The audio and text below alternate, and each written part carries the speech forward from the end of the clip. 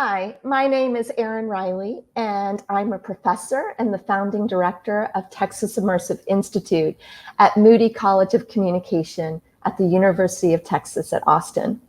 But in a nutshell, I'm an actual experience designer. So what I'd like to share with you today is really the world I live in, immersive, and what is the formula for creating not just good, but great immersive experiences. So I think deeply about our relationship with all forms of media and help others understand how immersive defines the way we communicate now and in the future. So throughout history, we have constantly evolved the ways in which we communicate, uttering our first words as a baby, to let's go way, way back to cave paintings, to putting pen to paper, or nowadays it's gestural fingers to our ether space, to disseminating to the masses via the press when it came out. Maybe you're a fan of radio or TV or films or the multiple ways we consume video. There are infinite limits in how we communicate and share every kind of story. But now and into the future, our narratives are told through the metaverse, a world that immerses the user at the center of a story. The metaverse is typically used to describe the concept of a future iteration of the internet. It's a blending of our physical and digital environments, a way for us to physically persist within virtual spaces. And at first, you might perceive this new world through the eyes of technology we embody. But I don't like to be a technological determinist. I like to look at it through the lens of immersive. Immersive is the act of participating in this metaverse. It's a loaded word. It has many meanings. It comes from multiple disciplines, as you can see here on this slide. But basically, immersive encourages the audience member to have an interactive, personalized, experiential, and emotional experience. It's not a new word. Actually, it has a rich history across multiple disciplines. But today, these experiences use a variety of emerging technologies, blending physical and digital interactions. It's a practice integrated into any vertical, from education to entertainment to transportation, consumer and health, and even categories we haven't realized yet. When I launched Texas Immersive Institute, I interviewed experts from multiple disciplines to get a broader understanding of what immersive is. So take a look at this video. Immersive is, I think, a challenging term. What immersive means to me is that the audience is part of the story. Immersive is what we do now, where we're still doing the same thing. We're telling a story, we're putting on a show, but the audience is a member of that cast. I think there was a big shift, with immersive theater. The audience is the core of it. It feels like immersing yourself in an environment. And we want to be part of something that we actually feel emotionally tied to.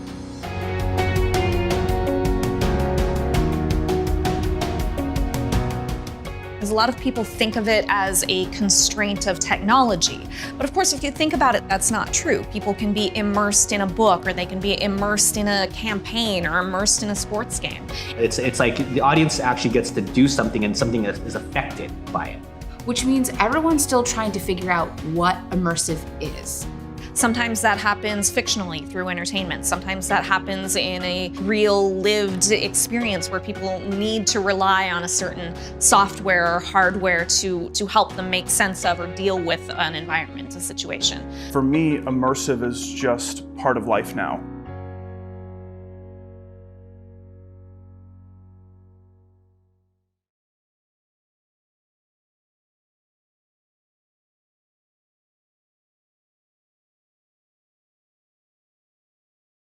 So overall, the common thread in defining immersive as a new field was to bring diverse disciplines together to seek the unknown, dive into new possibilities, and get excited about starting with a blank page. For success, it's a convergence of understanding your audience, exploring new forms of storytelling, and identifying technology that has the right affordances to engage the user. This is the formula for immersive. Users are demanding more and more out of their immersive experiences, and we have more opportunities to reach them in personal ways than ever before. Thinking past the boundaries of a passive, lean-back mobile or desktop experience, immersive opens up potential possibilities to create new experiences anywhere. But we have to adopt the technology that defines the metaverse where we can be immersed. These technologies are collectively known as extended reality, or XR in short. It's the next phase of the human-computer interface, integrating digital content into our real world, such as augmented reality, or creating fully virtual environments, such as virtual reality or mixed reality. I like to say that XR is the suitcase of acronyms: AR, VR, MR, and I throw in IoT and AI as well, because they often are the drivers of the metaverse. The future of immersive is a fundamental shift in the way people interact with media. To use XR as the umbrella term is to recognize this intersection of these technologies and the many ways we will work, live, and learn together. They're disrupting our everyday interactions. Now, immersive experiences have to exceed a user's expectations. And to meet these high standards for experience, story proves to be the key differentiator between good and great. And specific factors rise to the top. So whether the immersive experience is physical, digital, a combination of both, experience needs to have these key attributes. It has to be beautiful, authentic, unique, inspirational, and welcoming in order to stand out to the crowd. So let me give you a few examples. Beauty, in particular, contributes to the quality of people's first impression, and it's also connected to how people perceive the value of a product, a service that's associated with that experience. So here we're seeing how can we reimagine or transform the dining experience without overpowering it. Seeing our thumb-sized chef projected on your table while you wait for your real meal creates an unforgettable night out.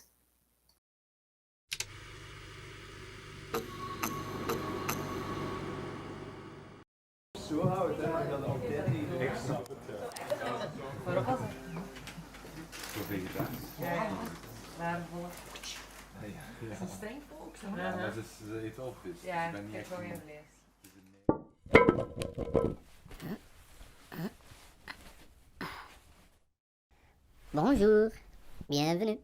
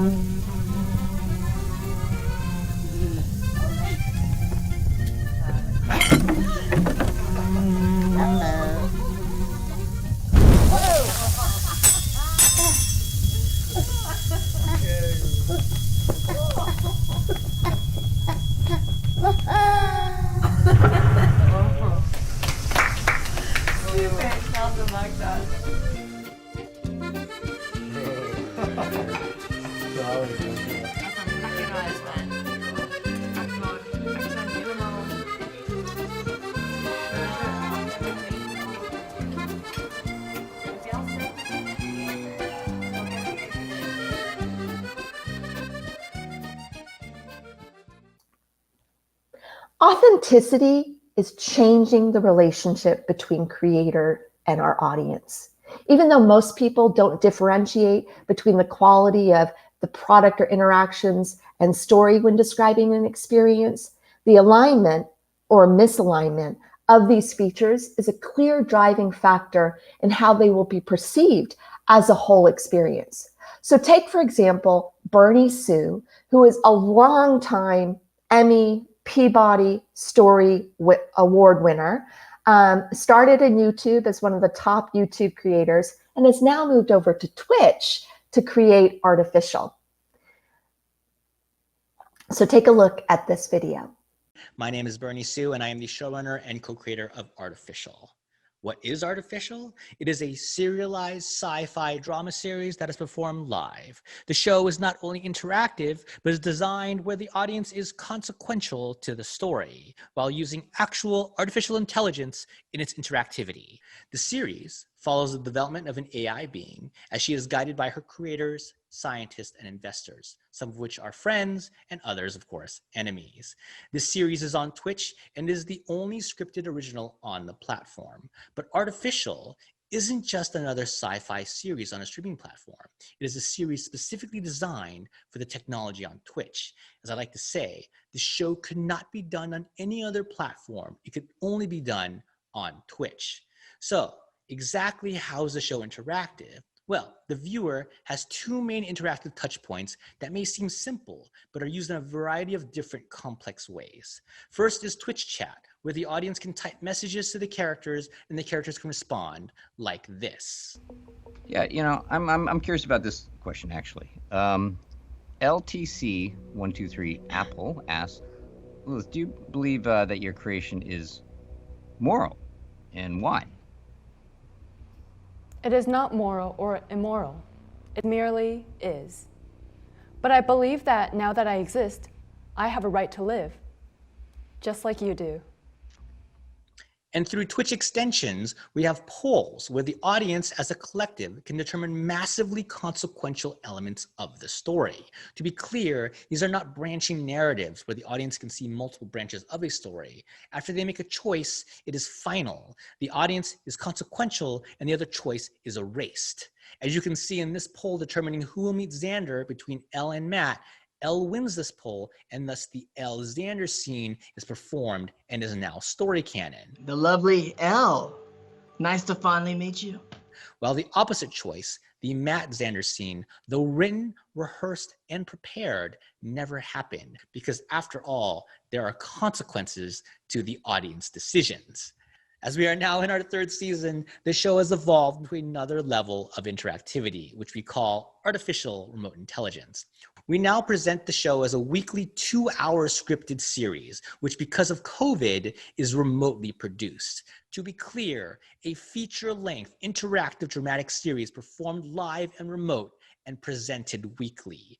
Each episode has up to 30 scenes, features up to 12 cast members, all performing from their own spaces. This series is very complex and incredibly challenging to produce, but our goal is to make it feel seamless. A quick example of this, I'll show this scene where we start with a dramatic exchange between 2 actors and immediately cut to 3 other actors. And yes, all 5 of them are performing live. Wow. Aside from our main story episodes, we now have a secondary format this season, which we call world building episodes. In these episodes, fans have the opportunity to work with the creators, actors, and writers to not only write actual scenes, they can create entire characters. Now, in the write a scene format, we start with 2 actors from the series. We design a skeletal structure for the scene and let the audience determine the rest through chat and polls. In this example for this scene, when we let the audience determine how Elle became a scientist, this not only became a line of dialogue, this is now a defining moment of character history for one of the main characters in our show. Poll result, lost a sibling and wanted to bring them back. I love a good tragedy. And remember, the audience made this choice. In our Create a Character events, the audience is literally creating a character to put in the series. Our most notable audience created character is Xander, who is played by Dante Bosco. Are we ready? Dante signed onto the series not knowing who he was going to play, but instead worked with the fans to create his character together. The fans determined his name, his relationship to another character, how they met, personality traits, flaws, hobbies, quirks, even his catchphrase, all of which have been paid off in the series. No intelligence is artificial, and love is always relevant. Our final interactive innovation is the LifeScore adaptive music platform, where the audience, through actual artificial intelligence, can change the musical score in real time. LifeScore takes the data coming through chat and analyzes the emotion being expressed by the audience, and then changes the music. In this example, the music starts at mysterious, switches to happy, and eventually turns to intense. Listen for the transitions.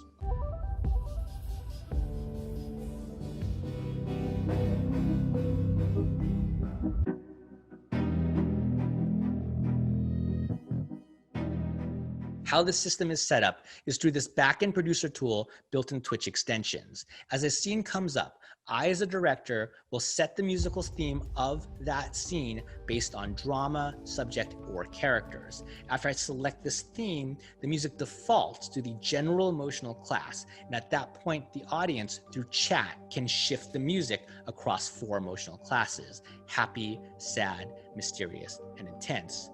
But also, the audience can shift the level of the music. For example, taking intense level 1 to level 2, and then on to 3.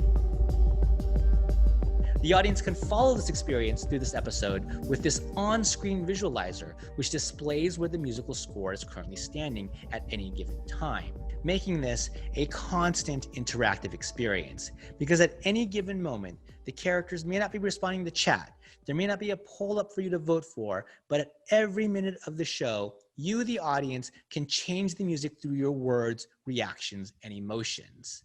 So in summary, Artificial is a weekly 2-hour serialized sci-fi drama that is performed live and produced remotely. Through chat and polls, the audience can interact with characters, write scenes for them, create them from scratch, and through LifeScore, change the musical score in real time, thus making the audience more consequential to a scripted sci-fi drama than they have ever been before.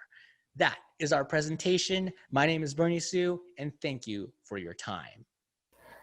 So whether the experience reflects the broader brand and mission behind a company's history, or a compelling backstory is considered to be more authentic when you truly are getting the right content, it's about getting the right content to the right person at the right moment, in the right mood, the right location, and like Bernie shared, on the right screen or platform that has the affordances to tell the story you want to share with your audience. People enjoy the unexpected and being surprised. So wow moments excite and engage, and being unique is offering an experience unlike anything else. The true value of immersive is to transport the user within the experience or story. Content becomes the new reality, and the world becomes the user's campus. Take, for example, Adventure Lab's Dr. Crumb's School of Disobedient Pets. This became super popular during 2020 when we were all stuck at home because we wanted new social experiences. So in this virtual environment, where you think you're talking with an animated character within the virtual environment, you actually are interacting not only with your peers who could be spread all over the world, finally having that family reunion you want, to actually working and connecting with Dr. Crumb, who is a live actor behind the scenes, giving you that personalized experience, gauging how you're interacting in a VR experience. Perhaps it's the first time you've ever been in a VR experience. So we want to make sure that not only is it unique, but it's something that can be shared and recommended.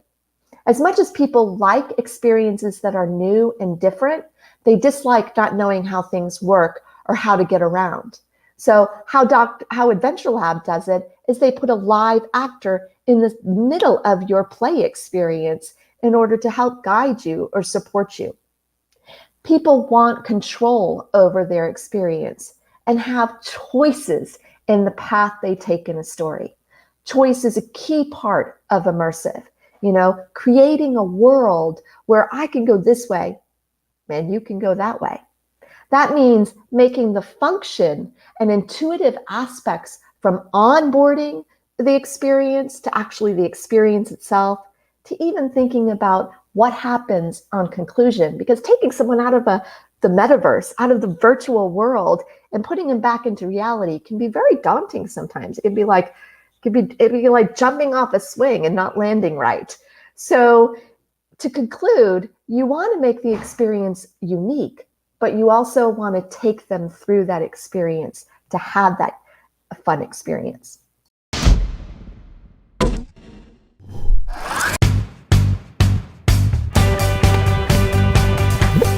Hi. I already sent the code to Justin, but we're all going to be there. I'll see you there. I'll see you there in a little bit. Yeah, I'm excited.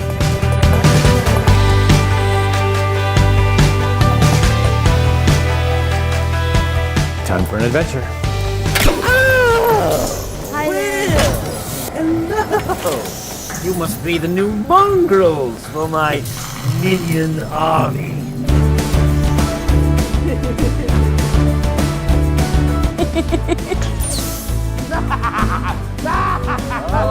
Should we go down? Yeah, let's go down. I need help. Thanks, guys. Woohoo. I got you. Cool. No, guys, I need help again. I need help. I know you're tiny, but I believe in you, all right? Come on, Heath. If you... Nice. I got you. Oh. No more Mr. Nice Guy. I'm trying. It's not working. Let's spread out. I'm going. No, my beautiful robot. Finally. He's coming through with the wind. That was dope. Never done anything like that. So weird to be back in real life. I got my highlight reel already. Okay, I'm gonna share this. You're literally in a different world. It did make me feel like they were right there with me. I would totally do this again.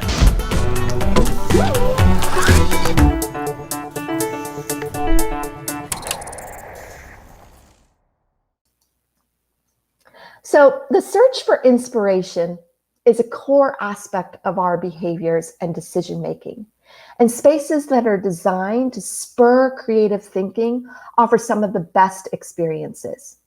In particular, immersive experiences need to inspire people to change behavior, whether that means connecting them to nature in new ways, exposing them to new or unexpected ideas, or creating places that support a diverse range of activities that broaden perspectives. For example, in 2020, the Messy Truth VR experience won the Outstanding Original Interactive Program for the Television Academy's Emmys. Their virtual reality series was designed to build empathy in the user. And each episode is based on a true story and literally places the viewer in the footsteps of other walks of life. So here is the first example of their first episode, where you step in the shoes of a young African-American boy who is with his father when they get pulled over by the cops. Take a look. This is Van Jones. I'm a television host. I'm also an activist and a dad, and I'm very concerned about the country. We are at a turning point. We're either going to turn to each other or on each other. Follow your dreams, not your And we need to acknowledge what we're trying to do here in the United States of America is very, very tough. It's hard. You got every kind of human being ever born in one country. As with all hard things, there comes a time when you got to redouble your efforts to listen to each other and make any kind of progress. All right, we're rehearsing sound. Everybody quiet on the set. That's when I decided to begin working with Elijah Allen Blitz on a series of virtual reality experiences designed to create true empathy by putting the viewer in somebody else's shoes. I've always been a fan of Marvel Comics, and I felt like it was important to find superheroes who want to do good in real life. For our first episode, we partnered with Winston Duke from the film Black Panther. The episode puts you in the shoes of a 12-year-old African-American boy in the car with your dad, pulled over and harassed by the police. I'm more interested in white America seeing it. We wanted to make this available to as many people as possible. I was a beach cop down in Delaware, so I got the police officer's perspective. Whenever we hear a story like this happens in the news, it's easy to say, at least from my perspective, safety first. Really gives you a really new perspective of sitting in that seat as a kid, watching dad getting pulled out, and you don't know what's gonna happen next. Now, we used first ever hand tracking technology that puts the viewer in the body of the person they might initially felt like they got nothing in common with. What these people were experiencing in 3.5 minutes, you could argue about for 3.5 days. It's kind of shocking to see with your own eyes. And a feel. Yes, exactly. For the second episode, we decided to focus on sexual harassment. And to do that, we partnered with Captain Marvel herself, Brie Larson. I wanted to focus specifically on the restaurant industry as a way of insight into a larger systemic issue of power imbalances. Being able to participate in putting someone in that experience of seeing how even microaggressions can be really impactful, hurtful, and traumatizing to others, I think will help us to create safer, fair work environments for everyone. We do have other episodes with other Marvel superheroes already lined up. Just a few decades ago, what we do every single day was considered impossible. But here we are, a miracle in human history. And we need tools to help us come together. We're always told, live in someone else's shoes. There's a difference between living in someone else's shoes and seeing through someone else's eyes. Thank you for your consideration. Lastly, let's talk about welcoming. Welcoming is behaving in a friendly way to a guest or a new arrival. And most experiences include some level of social activity. But even those that don't should be designed to accommodate human needs for belonging and build a sense of community. Spaces that feel welcoming and support a diverse group of people are consistently rated as better experiences. So I have to end these great case studies with theme parks, which is probably where a lot of immersive began. In the wizarding world of Harry Potter, one of my favorite places to live, Universal Studios has added interactive wands for muggles to create magic through both walking through Diagon Alley and Hogsmeade Village. So there are approximately 40 wand keepers, each with a different style and flair. And the wand keepers at Ollivanders rotate 45-minute sets, so you can go through the ceremony to find the wand that chooses you multiple times and are provided a unique experience each time. Then, within the world of Hogsmeade and Diagon Alley, young wizards and witches can actually go explore with their wand and practice their new skills.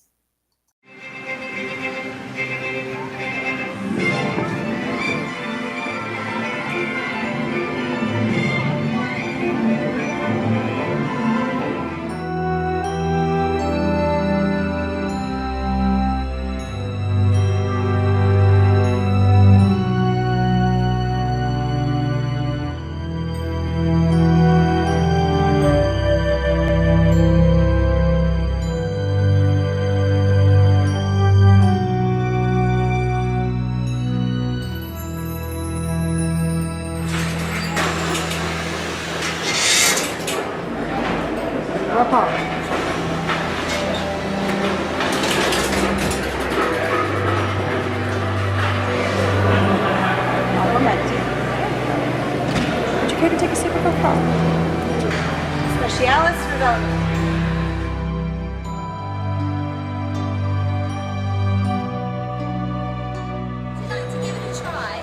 Absolutely. Sure. Step right up. If you've time to gawk, you've time to work. All I'll right. let you borrow my wand even. Unless you've got yours. I do not. All right, step on up. What do I do? Start with her. She's an excellent teacher. All right. Okay. Point it straight up that way and circle to the right and say reparo. Reparo. Ah, there it is. You're going to point that direction. You're going to do a number 4 and say locomotor bellows. Up, down, to the right. Okay. Up, down, to the right. Yes, Locomotor bellows. Try it again, a little smaller. There you go. There we go. Lovely.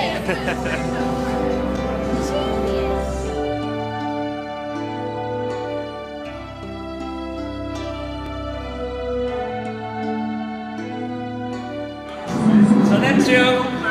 Don't be a very loud splash. It's disrespectful. Silenzio! Wonderful. It's actually more peaceful if I'm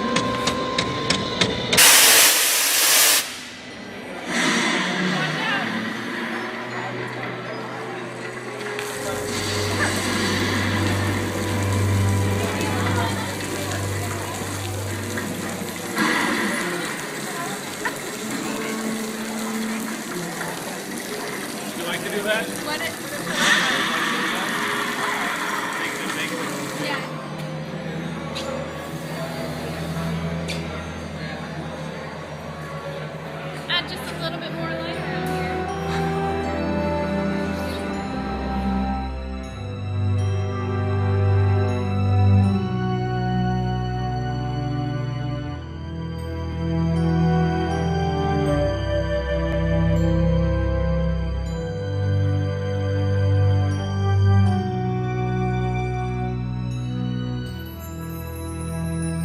Rebellio.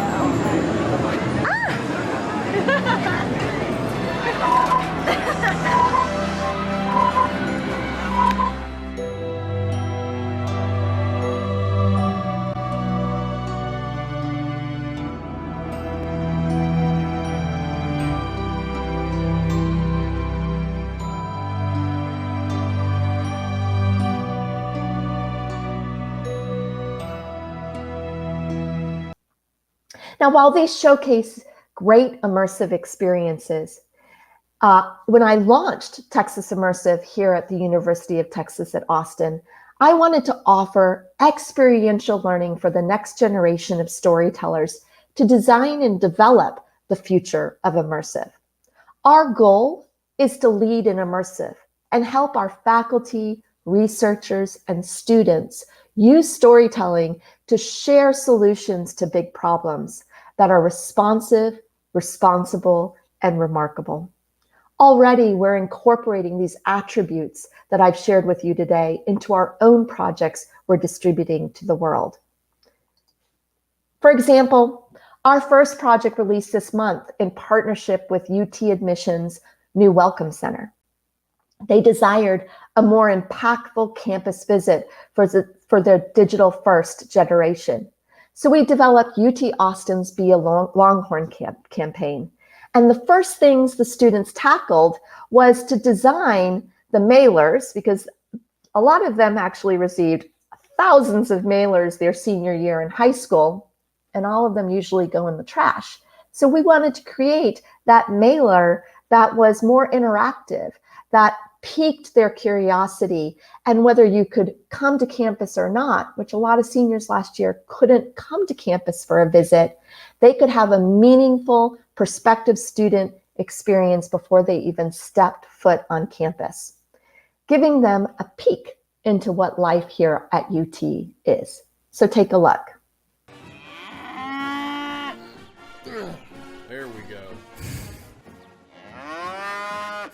Well, hey there, partner. My name's Bevo, and welcome to UT Austin. Come with me and I'll show you around. Tap on any of the buildings to discover more about UT Austin.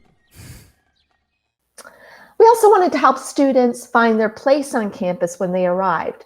So we created a self-paced tour where they can follow our mascot, Bevo. We wanted them to walk along the walkway with Bevo to learn about UT's student life. So each character you meet along the walkway offers fun AR interactive games to unpack the spirit of UT. Well, hey there, partner. My name's Bevo. Let's take a walk so I can show you this beautiful campus. I'll be your guide.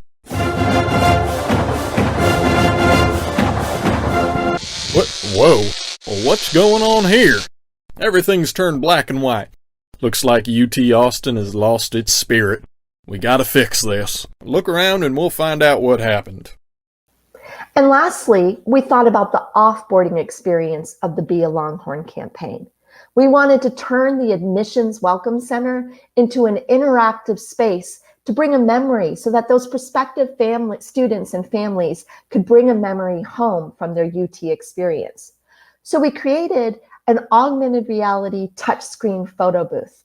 Take a look.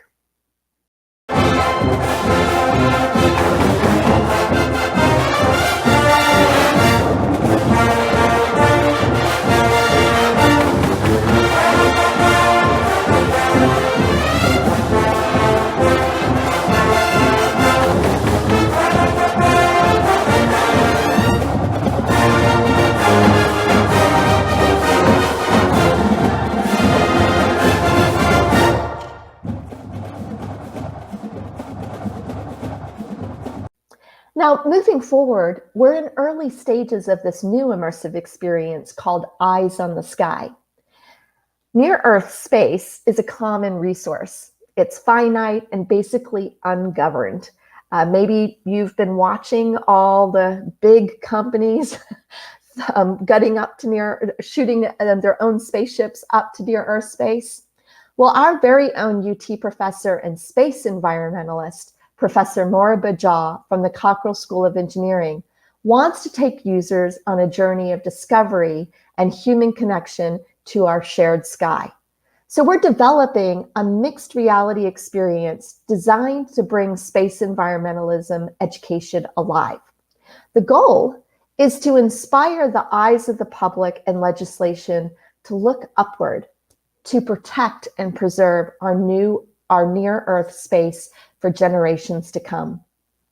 Now, when we complete and distribute this, we project a minimum of 10,000 people a year to experience this in the affiliated museums we hope to connect with and bring awareness and changed behavior to the public, and hopefully make the United Nations SDGs, Sustainable Development Goals, include near-Earth space in our environmental protection.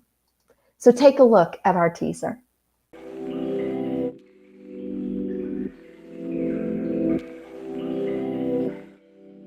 This is a town like many, many others.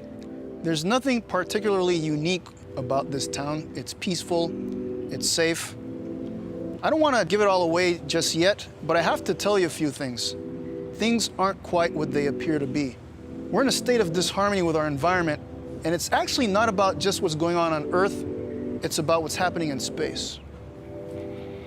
Hi, my name is Moraba Jah. I'm an astrodynamicist, a space environmentalist, and an associate professor of aerospace engineering and engineering mechanics at the University of Texas at Austin. Together with a group of students and faculty, we're trying to make a difference. It's a project called Eyes on the Sky. Why? Let me show you something.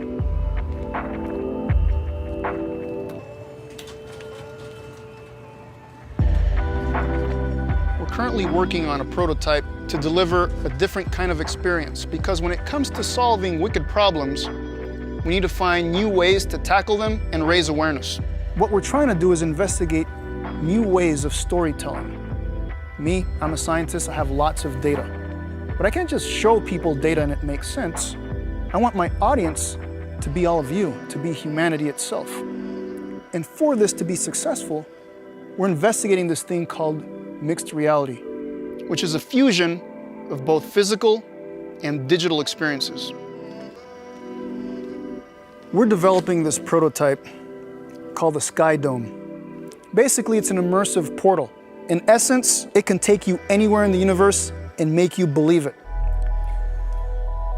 All these dots that you see swirling around me, these things are mostly space garbage, space debris, different orbital altitudes, orbital highways, moving in near real time.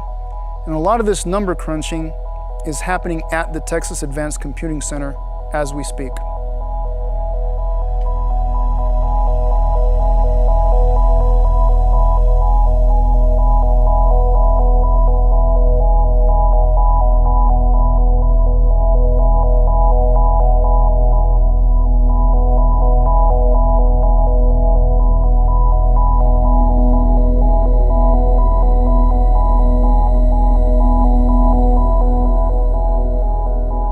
Here's the Earth, but what I really want to show you is where the International Space Station is located right now. In order to really understand this problem of space debris, let's go a little bit closer to home.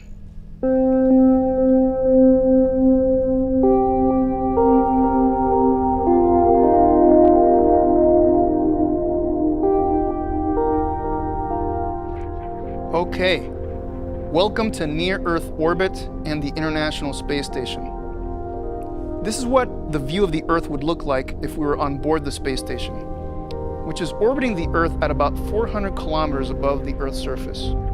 As you can see, it's already quite busy up here and is going to get busier all the time. Remember those yellow dots in astrograph? Well, these yellow dots represent dead satellites, pieces of debris, just like this satellite that you see drifting behind me.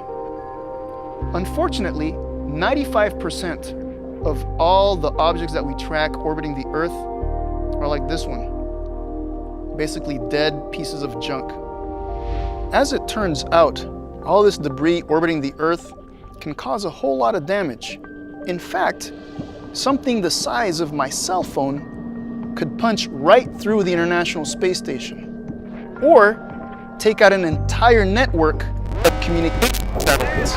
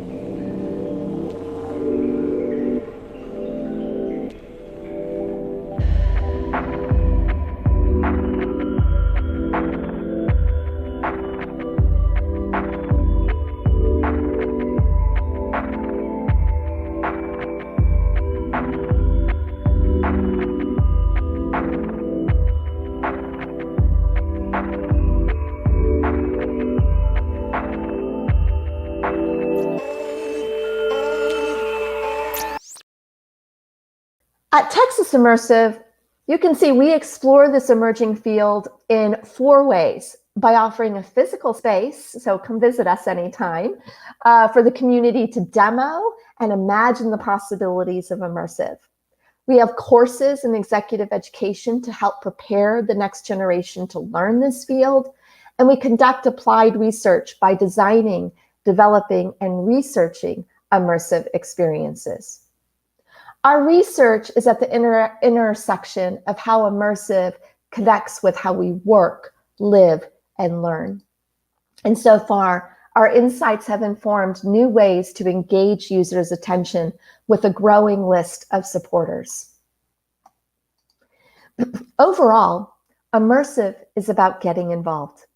The relationship between the creator and the audience has changed, and immersive offers a profound shift in how people think, feel, and behave.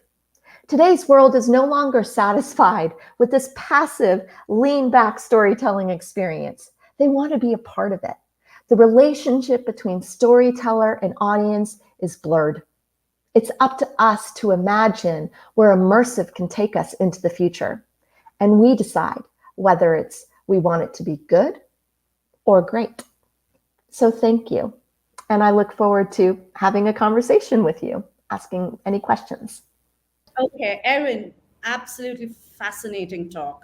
Absolutely Thank fascinating. you. There were so many things in there in the conversation. So I'm going to spend the next couple of minutes talking to you about some of the things that you talked about, and of course from the perspective of how is that going to play out for the communicators and the audience that was present here with us. So let me open with the most fundamental question, where you talked about extended reality, immersive, metaverse. This feels like a fairly far future vision, even though some parts of it are visible now and coming together. How do you think this is going to evolve as the new reality, and especially when the way we are going to work, play, live, and learn in the future? Yeah, I agree with you. I think we're in the very early stages of the metaverse working. And I've been thinking about this for years, maybe decades. The first thing that as a designer that I think about is persistence, right? And that's been very hard because having a persistent ID that travels with you across different platforms and technology is complicated, right? Every corporation has you sign in, has a different ID. So it's hard to create kind of that streamlined experience where your ID goes with you and you're able to never leave your identity, right? Instead of creating different IDs each place you go. Now, Facebook, Google, they do this, right? They're already starting to integrate it on, you can just sign up with this one ID and take it with you. And that's a really good start in making sure that the metaverse will be a seamless, immersive experience. Another thing to think about, though, as we do have this persistence, is people will think about their own privacy in new ways. While we all want to be online and connected, we still also want to have some sort of private space or private identity, which is getting to be harder and harder. I mean, look at how we're moving into each other's homes this past year, socially connecting, seeing how we live. I can't tell you how many of my students were like, your office is a game room? That's behind me, right? So like they're getting to know even like what my personal life is. But what I'm finding is that there are some new Twitch streamers and YouTubers who are creating a 3D avatar. So the rise of virtual beings, where you can layer yourself as an avatar and create kind of that anonymity, is something to really follow in changing the way we think about our own reputation and our own identity. Is like, I know of one, it's not very broad yet, but I know of one pretty famous influencer, VTuber, who is actually a virtual being. So she has her private life, and when she goes out, she doesn't have to be bombarded with like, what's on the schedule next? What are you doing? She can actually go have a meal and hang out with her friends just like a normal young adult. But she has a huge following. She has a real personal, authentic relationship with her audience that connects with her through this virtual character. And I think we'll see more and more of that as we start kind of converging the physical and digital spaces. Yeah, absolutely agree. I mean, that's going to open up tremendous opportunities as we look through different industries and look to what does that combination of the hybrid model looks like. So that brings me to my second question, Erin.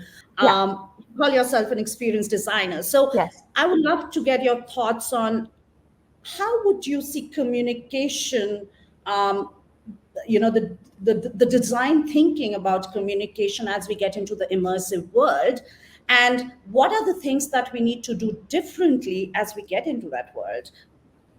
Yeah. I am grounded in design thinking, but I actually kind of feel like I'm, as in the communication, the College of Communication, I think of myself that experience designer is not just about the design, right? Like the user interface, what kind of the interactions part, which UI UX often follows or focuses on, is more, what am I going to touch, or what is my gesture? Where's the movement?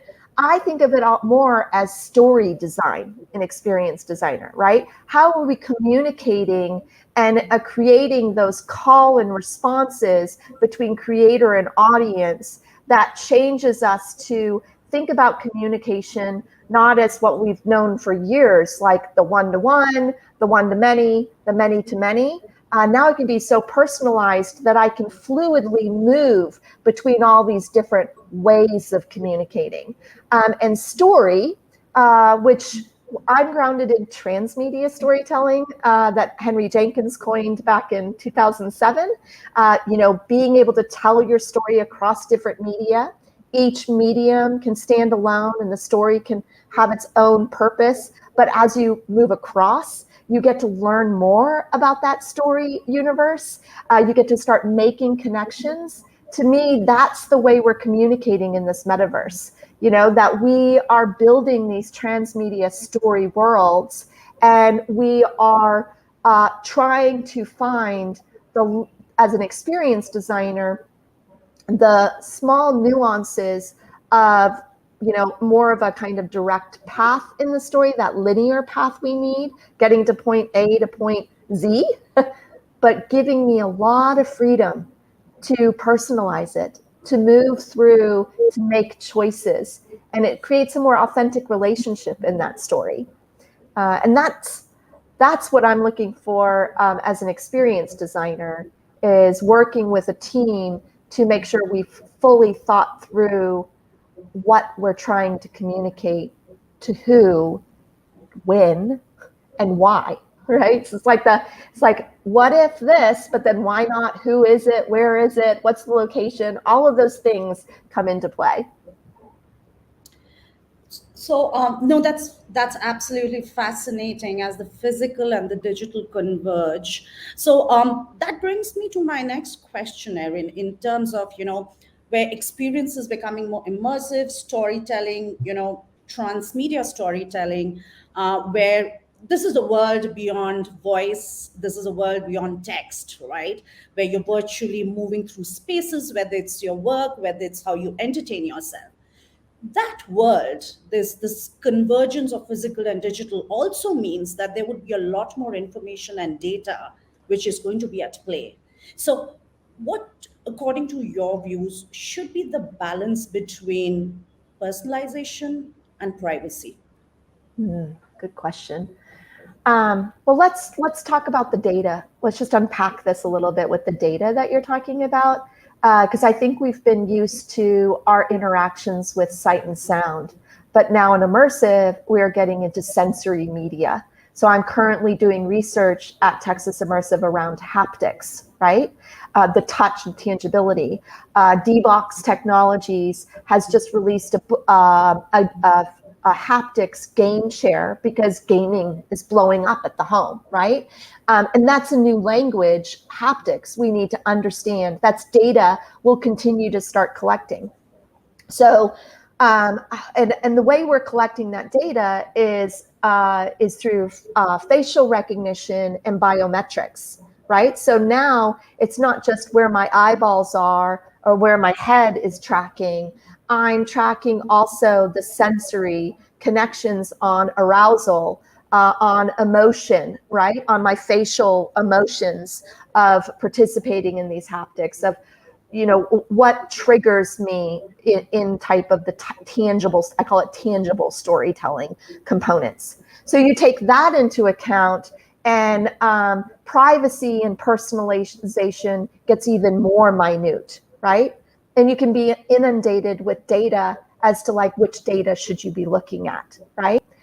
So for example, I've been working with creative directors to say the way you would look at some of this haptic data is to compare it to the story where the user is in the story and see where arousal is happening, so we can start gaining and interpreting this new language of what works, what doesn't. We automatically, I guess we guess that like if it's moving and fast and it's like driving a car, like that's where we want haptics. But actually, you're not going to want to jiggle and joggle and move around a ton when you're gaming for 4 to 6 hours. I would have a sore back, but I would totally sore back. I'd be like broken by the end. So it's the subtleties, right? It's the subtleties we're looking at in the visuals related to the tangible haptics that will tell me and shape the new stories that were emerging. So that type of kind of minute data is changing the way we're personalizing the subtle gestures in an experience. Now, with personalization versus privacy, I think that I have to bring it back to the virtual beings. I think that's an interesting thing to pay attention to and keep on following because it might create, as we move into this hybrid model, kind of like Wizard of Oz. We all become kind of the man behind the curtain, the female behind the curtain, and that I can still have this magical space and participate, but I can have choice in who I let behind that curtain or not. That's really helpful to know and pretty insightful as we think through, doing that fine balance between personalization and privacy, and there's so many things at play there. So Erin, I'm going to shift gears a little bit and put the focus on storytelling and of course dip into your expertise as you look through the different ways of storytelling itself has evolved over the years. Oh yes. So traditionally storytelling kind of started which is often rooted to what is happening around us, which kind of evolved as new media and new formats started coming. So, but the essence of storytelling has always been connecting the dots, looking at the larger collective goal. Do you think the extended reality will splinter our sense of shared reality in storytelling? I actually think that the future creates more of a collective story. So where I've seen the biggest disruptions is I follow Jeffrey Gomez, who is a storytelling expert. And he really has unpacked what we have done for centuries is followed this linear model of the hero's journey, okay? Even some of my favorite universes that I live in has been based on the hero's journey, right? Star Wars, hero's journey. Lord of the Rings, hero's journey. Like Harry Potter, hero's journey, right? But now you look towards our future and it's really being disrupted. So agencies, companies, studios, writers who are relying on the hero's journey are kind of telling old storytelling models. It's more, we need to look at nonlinear, trans-platform communication. Those are the places where the model is being disrupted.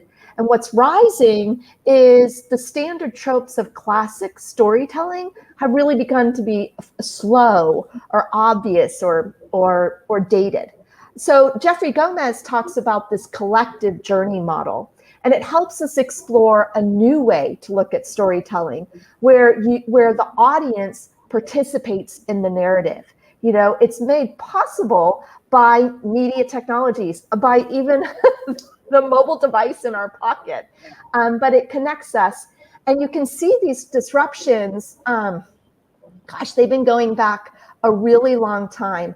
I like to say that the use of the hashtag as a common social practice for millions of users on social media was really the bubbling up of this collective journey. It was helping us self-organize around subjects that mattered.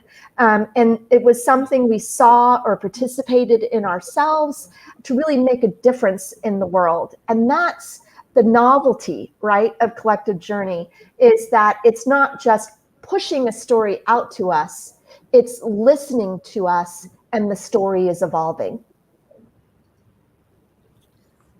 Thank you, Erin. That was super helpful. So I'm going to now focus my last few questions on, of course, something that the audience here would probably derive great value from.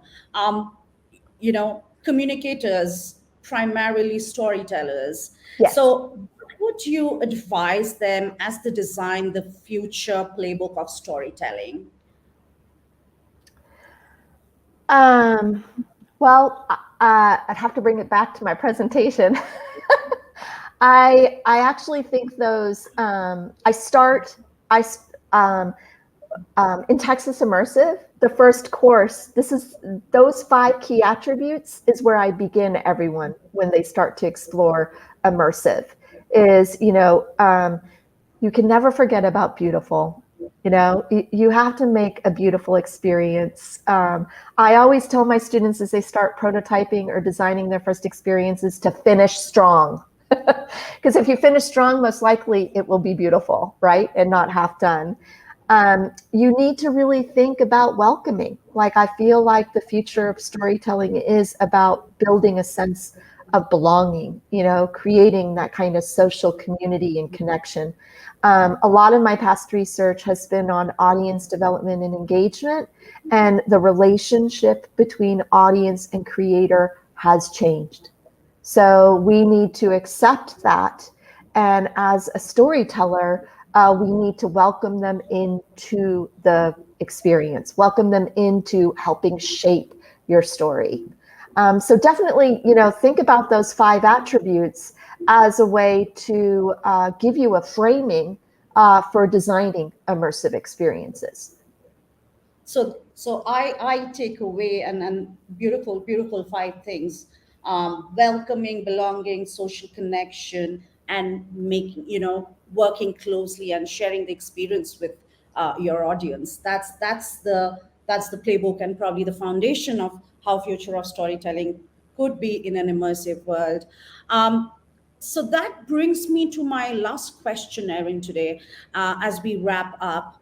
I must ask you about that one big opportunity in the future of comms that you're very excited about. Yeah, I think this is why Moody College of Communication is leading, because our dean recruited me here to UT to help think about the future of communication, really to innovate on the media that we've been working through and thinking about new ways to communicate.